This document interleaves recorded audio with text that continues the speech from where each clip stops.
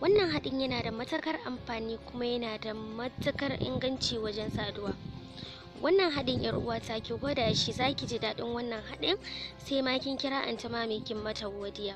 Wannan haɗi yakan iya matse mace sannan ya koma da ke tamkar sarauniya da jin daɗin saduwa sosai da sosai.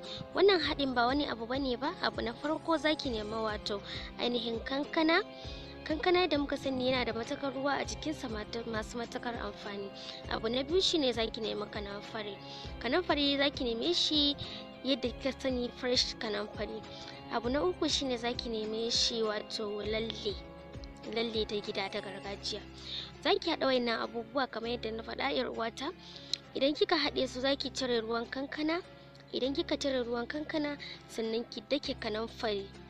Ki rage kanamfari ta koma gari yadda ka san ta yi laushi sosai. Ki tabbatar da cewa ta yi laushi. Sannan zaki nemi lalle, shi kan dama mun san gari ne. A ɗauki garin lalle a fitar da ruwan kankana, wai da zaki blending din shi, wai da kuma zaki matse shi. Kankana ko da kina yanka shi ma tana fitar da ruwa. To idan kika samu wayannan abubuwan zaki haɗe su guri ɗaya, ki ɗeba shi yadda kike so. Ya danganta da yadda zaki, idan ma kaɗan ne idan ma da yawa ne to zaki haɗe shi guri ɗaya.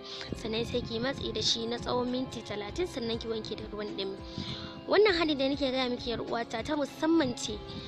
Babu abin da zan gaya miki sai dai oga ya bada labarin wace duniya ya tsinci kansa a wannan lokacin bayan kin wannan haɗin. Wannan haɗin tana da matukar amfani.